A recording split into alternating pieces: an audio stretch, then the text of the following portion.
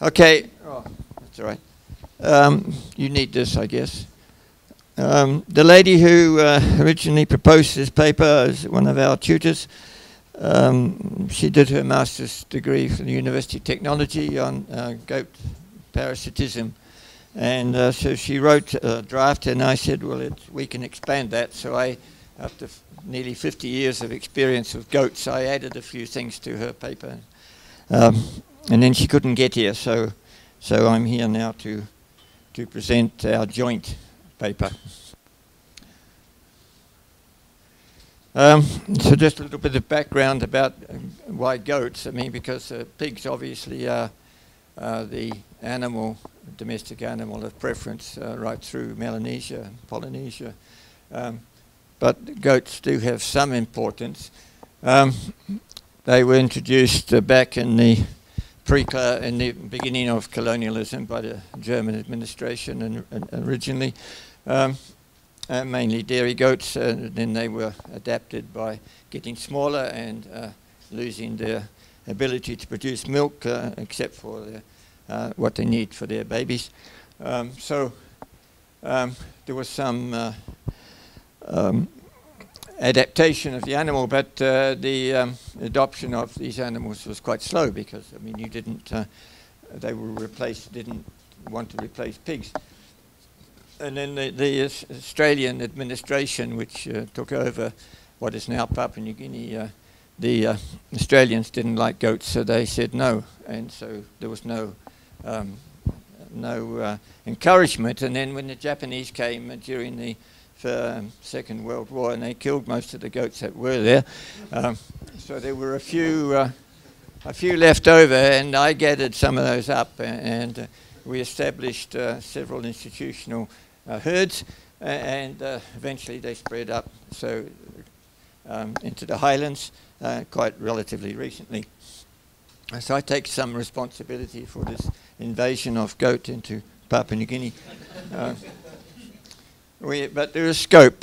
But they only moved into the Highlands a few years ago in my time, and we don't know how many there are. That's a guess, very much a guess, but concentrated in two Highland and Morobe province as coastal, but it also has high altitude areas. So since over 80% of our population are village-based gardeners, they still need an additional source of animal protein. So this is another source.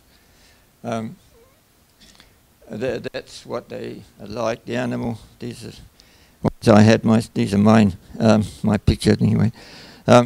So they are standard goat. The goats that we have in Papua New Guinea are uniformly adapted to the environment. They are very similar to the feral goats of Australia and New Zealand, and also the original goats of Fiji before the Pakistani goat enthusiast about 30 years ago decided to cross the Fijian goats with Anglo-Nubians. And I'm not too sure what's happening in Fiji now, but the original Fijian goat, and I presume, I don't know about New Caledonia, I need to check on this. They're kept in very small herds. There's a reason for the herds being small, which I could go into if you're interested. But what's important here is that Seventh-day Adventists, it's a Christian denomination, they have a thing against pigs. They're like the Muslims, the pig is a no-no, or a no-go. And so they have replaced their pigs by goat. And so since the Seventh-day Adventists are quite a popular Christian denomination in the Highlands of Papua New Guinea, then the goats have spread through the intervention of the Seventh-day Adventist Church. And so that's quite important. And so the basic management system is straightforward, where you keep the goats in at night for protection. and during the day they wander about and choose their own diet. So that's basic system. However, there are some changes which are taking place over the last couple of decades, and we'll just look at those. But we established a number of institutional herds, which I was responsible for a couple of them. However, there was very little introduction of any. There were a few feral goats were brought in from Australia and also from New Zealand into one of the government herds, but very little influence. So basically, you've got the original animal that was introduced pre-colonial in 1880s, 1890s, essentially derived from those animals. There's very little control over mating and breeding, except for selection of which animals are kept for, which males are kept for breeding, and which males are eaten before they get to maturity, sexual maturity. We have a lot of detailed information. I have a couple of papers I've written on the goat reproductive parameters, and so we have some information. But Lena's project was on parasites, parasitology, and this is what I will talk about in a moment. There was just recently there was a study done by the National Agricultural Research Institute on whether you could milk these goats. Of course you can milk them, because all mammals that give birth and produce milk, but they found that in fact there was sufficient quantity of milk could be obtained from the selected females, enough for putting in your tea and as a supplement for your children. So it is possible. So I think this is one of the things which is likely to happen if there's to be a future for goats in Papua New Guinea. This research project, it was Lena's project, and she, there was two sites, one lowland, which is the Morobe province site, and then a highland site, which is where we live at now at the moment. And a couple of seasons, it doesn't matter, because it's just a matter of rainfall differences. Her emphasis was on gastrointestinal nematodes, which are parasites which live in the gut, and they're nematodes. People know what nematodes are. They're worms. Yeah. Okay. So she had a number of farmers with small herds, because you can see from the numbers here, it's about 3 or 4 goats per farmer, and it's about standard. And she interviewed the farmers and got information, and then she collected fecal samples, samples of feces, and cultured them to identify the parasites. But we had some earlier work that had been done on management systems, so what was interesting to me was not so much the parasites as what changes were taking place with the management systems. And so we had this is her data, that the number of ways in which goats can be kept during the day, but what was interesting was that there was this increase in permanent housing of goats with the food being brought to them, which of course is common throughout Southeast Asia and in Indonesia and other parts of Southeast Asia. And there are a number of things which goats can eat, which you can cut and carry, and these are a few of the sort of things that you have available. I should have added sugarcane to that as well. Sugarcane was domesticated in New Guinea, in case you didn't know. So all the sugarcane in the Caribbean and Mauritius and then French Polynesia came originally from New Guinea, just in case you didn't know that.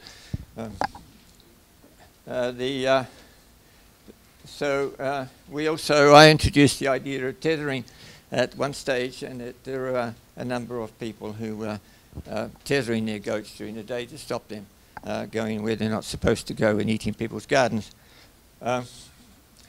However, most animals are still being kept by night housing and free ranging during the day.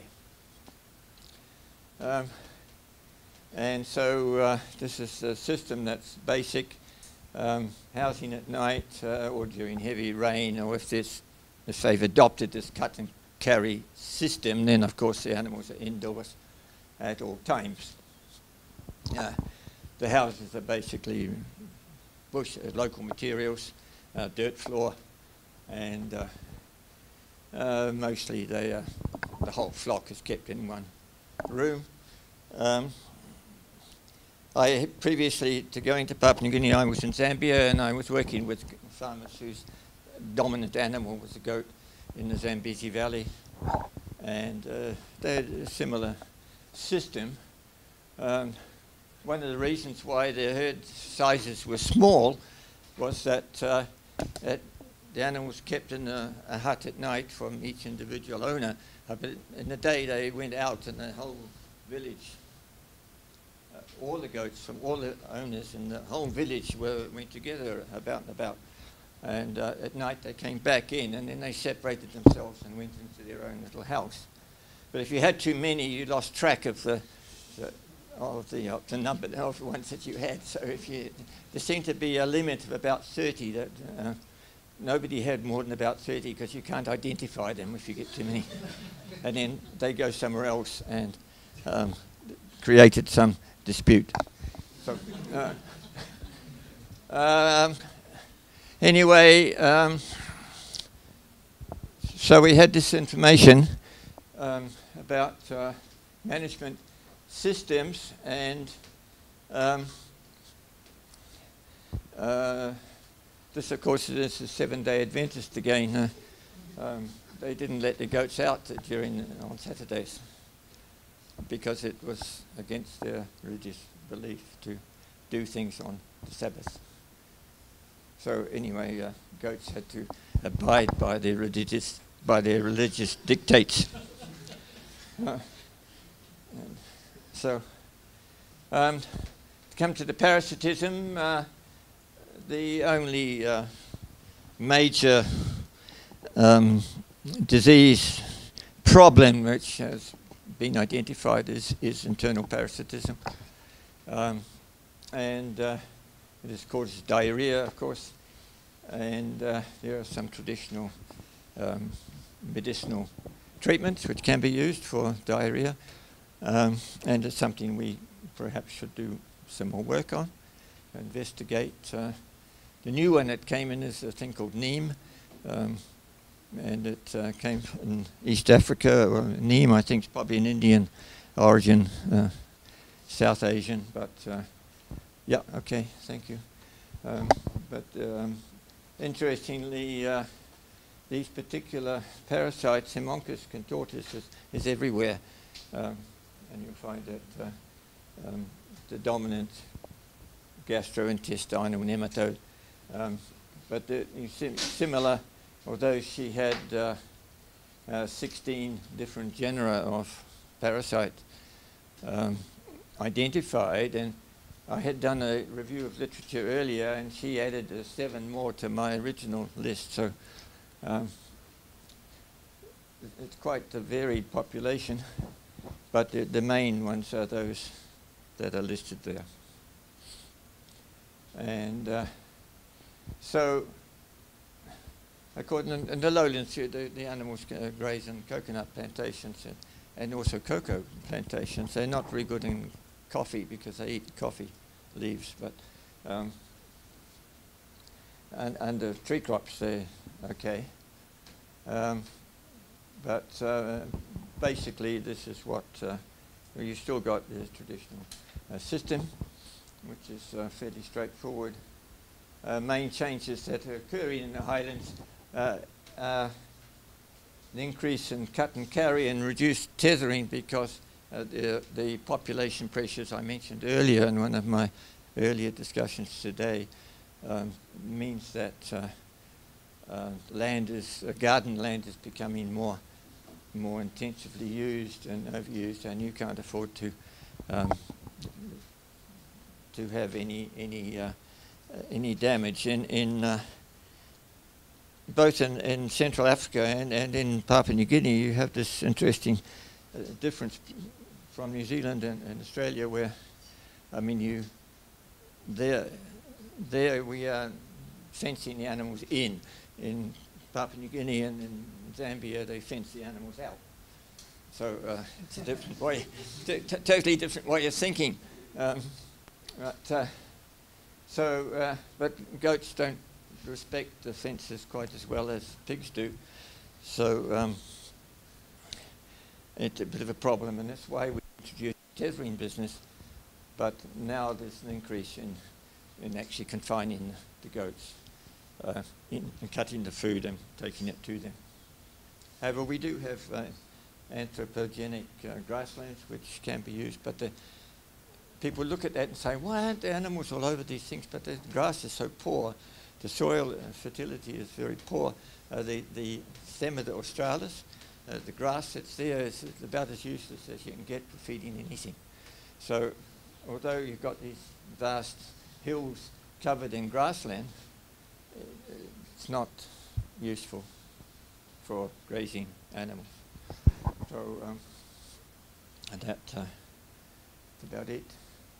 So some conclusions on this.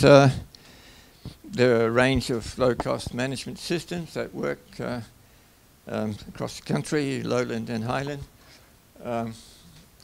But pressures on land use in the highlands in particular resulting in some changes to the management of animals. And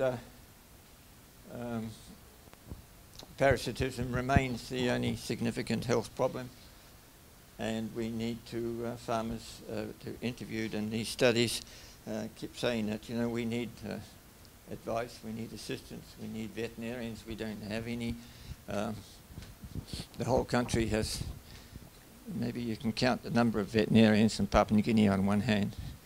So it's and people can't afford to buy anthelmintics, medicines, drugs. There's no money for that. So we retain a basic tolerance. These animals have a tolerance to internal parasites. So let's not interfere with that and take advantage of it insofar as it works. Okay. That's it.